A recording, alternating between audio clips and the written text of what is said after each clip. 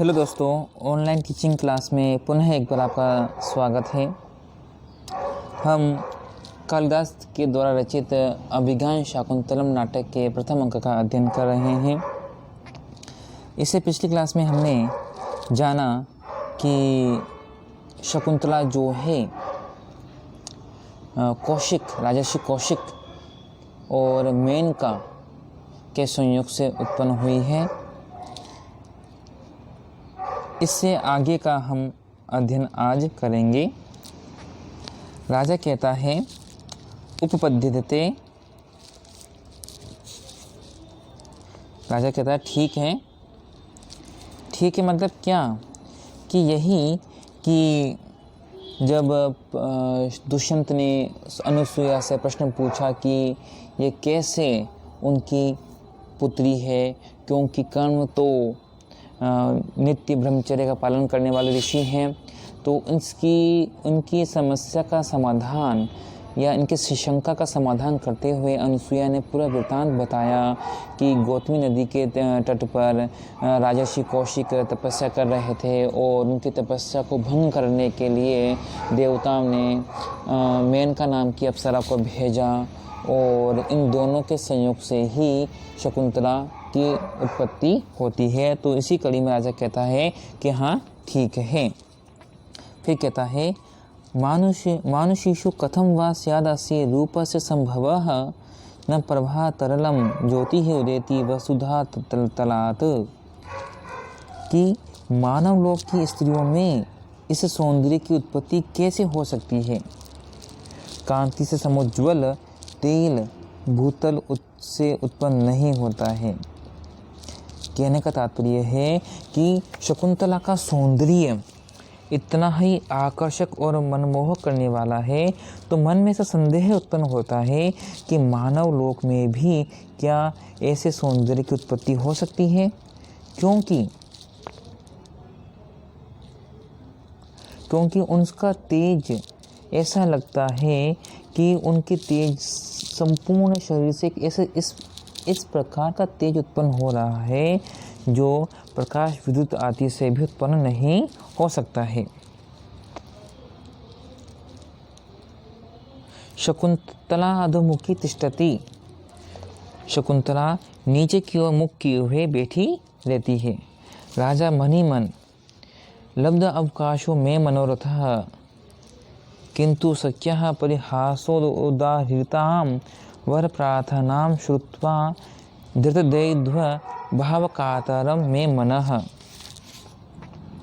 मेरे मनोरथ को पूर्ण होने का अवसर प्राप्त हो गया है, परंतु सखी के द्वारा परिहास में कही गई पति की प्रार्थना को सुनकर मेरा मन दुविधा में होने के कारण व्याकुल हो रहा है।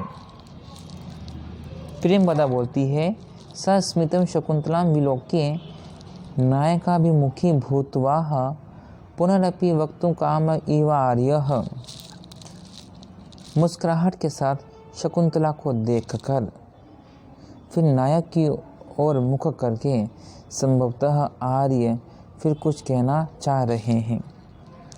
शकुंतला सखीम अलंकृत्या तर्जयति, शकुंतला सखी को अंगुली से झिड़कती हुई। राजा सम्यक उपलक्षितम भवत्या अस्ति नः सच्चरित श्रवण लोभाद अन्यदापि पृष्ठव्यम, आपने ठीक अनुमान किया है। सतचरित्र के सुनने के लोभ से मुझे कुछ और भी पूछना है। प्रेमवदा बोलती है अलम विचारिए अनियंत्रण अनुयोगः तपस्वी जनो नाम, आप कुछ भी विचार ना करें, तपस्वी लोग अप्रतिबंध प्रश्न वाले होते हैं, अर्थात तपस्वी लोगों से निसंकोच कोई भी प्रश्न पूछा जा सकता है। तो दोस्तों अभी तक हमने यहाँ पढ़ा है, इसमें कुछ व्याकरणात्मक टिप्पणी युक्त पद हैं, उन्हें फिर पुनः देखते हैं।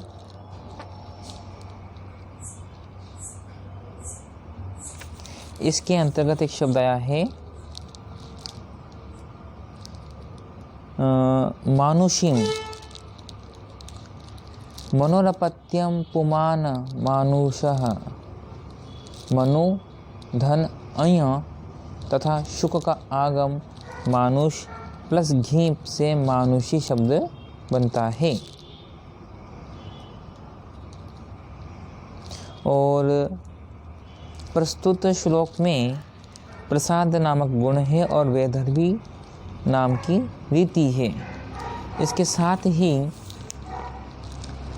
एक शब्द आया है यहाँ पे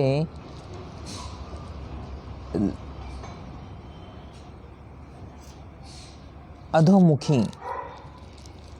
शकुंतला लज्जा के कारण मुख को नीचे झुकाकर बैठ जाती है। इसके द्वारा शकुंतला की लज्जाशीलता प्रकट होती है।